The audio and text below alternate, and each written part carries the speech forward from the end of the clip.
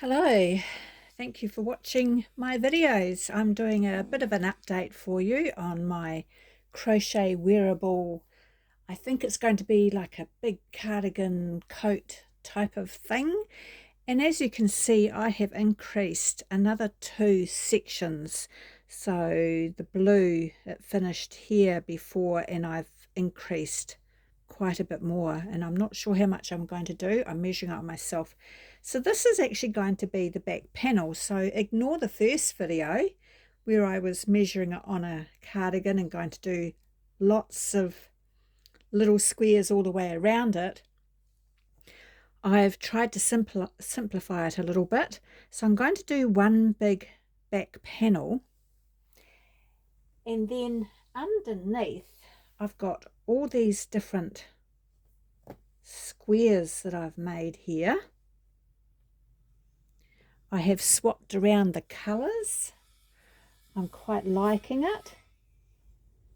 So I've got quite a few of these squares, and I thought I could do granny stitch rows, but I like the idea of having lots of squares as well. So I haven't quite decided what I will do. This is the fun of just playing around and having a bit of fun. So I like that idea. And then on the front, because the front will be half, I'm not sure whether the front will be 2 squares like that on each side, and then 2 squares on another side, and then the front, I'm going to leave the front open. It won't be a jersey, it'll be like a coat. I want to wear it over my wool cardigans so I'm warm. So I think that's going to look quite nice. Otherwise I could make these way bigger and make it just one square. You know, one square as it goes up. Make them bigger. But 2 squares looks quite nice. Put that one there. 2 squares would sort of match at the moment, wouldn't it? What do you think?